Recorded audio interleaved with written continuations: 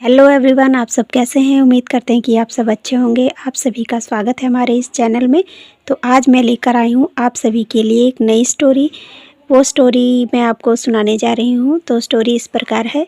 एक थी बुढ़िया, वह एक कुटिया में रहती थी। एक बार बरसात के मौसम में बहुत बरसात हुई। बरसात इतनी हुई कि बुढ़िया की सारी कुटिया टप टप टपकने लगी। इतनी ज़्यादा टपकी कि चारों तरफ पानी के छोटे छोटे ताल तलैया भर गए। पानी के इस तरह टपकने से बुढ़िया बेचारी को बहुत परेशानी होती थी। पानी टप टप करके बदन पर टपकता तो वह बहुत दुखी हो जाती। एक बार की बात है कि रात का समय था। एक शेर रात का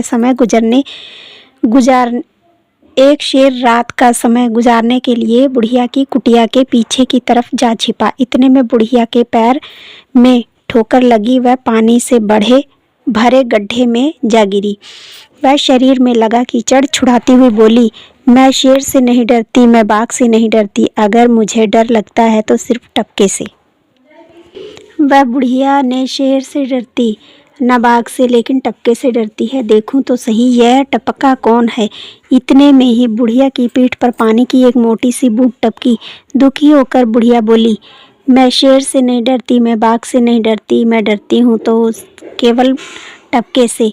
बुढ़िया को इस तरह दोबारा बोलते सुनकर शेर घबरा गया और टपकती बूंदों से बचने के लिए दबाकर जंगल की तरफ दौड़ गया। रास्ते में एक बड़ का पेड़ आया। बड़ के पेड़ पर एक बंदर बैठा था। वह सर्दी से कांप रहा था।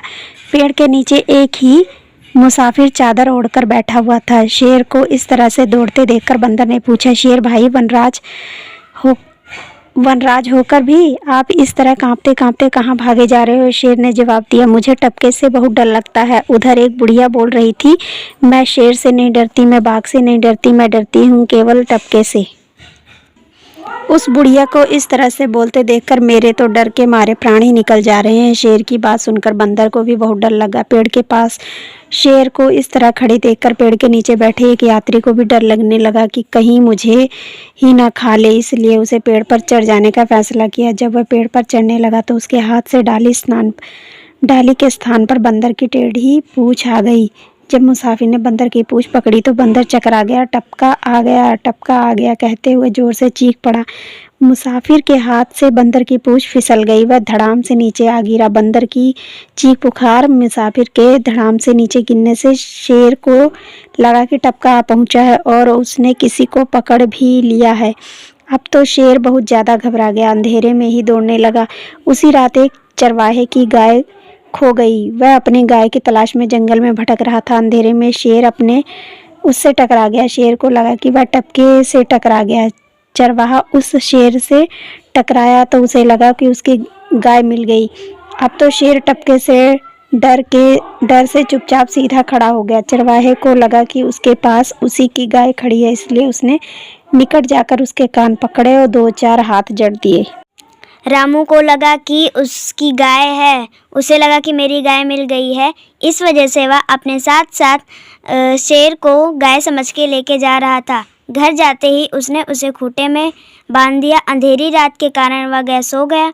जब सुबह हुआ तो उसकी पत्नी आई। पत्नी चारा लेके आई कि मैं गाय को दे दूंगी, लेकिन जब वह देने के लिए गई तो उसने देखा कि वहाँ पे शेर बंधा हुआ। वह दौड़ती हुई अंदर गई और अपने पति से कहने लगी, तुमने गाय के जगह शेर बंधा हुआ है। वह चौंक गया। उसने कहा, नहीं, मैंने तो रात को गाय ही लाई थी अपने साथ।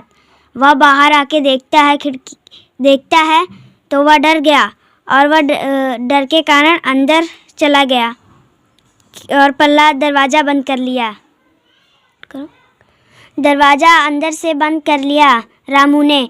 फिर रामू और उसकी पत्नी दोनों लोग खिड़की से देखने लगे और चिल्लाने लगे, भागो भागो, शेर आया।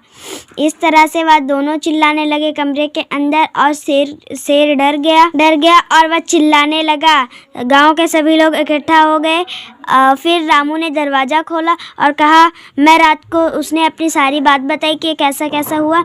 फिर सभी लोग को देख के वह डर गया और भागने की कोशिश करने लगा। फिर पूरा दम लगाया और रस्सी को खींच के तोड़ के वह भाग गया।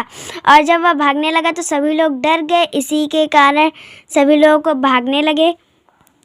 तो दोस्तों, आपको ये कहानी कैसी लगी? अगर अच्छी लगी हो तो प्लीज़ लाइक शेयर कमेंट कीजिएगा। नए हैं तो सब्सक्राइब कीजिएगा। नेक्स्ट डे हम फिर नेक्स्ट वीडियो लेकर आएंगे। तब तक के लिए जय हिंद, वंदे मातरम।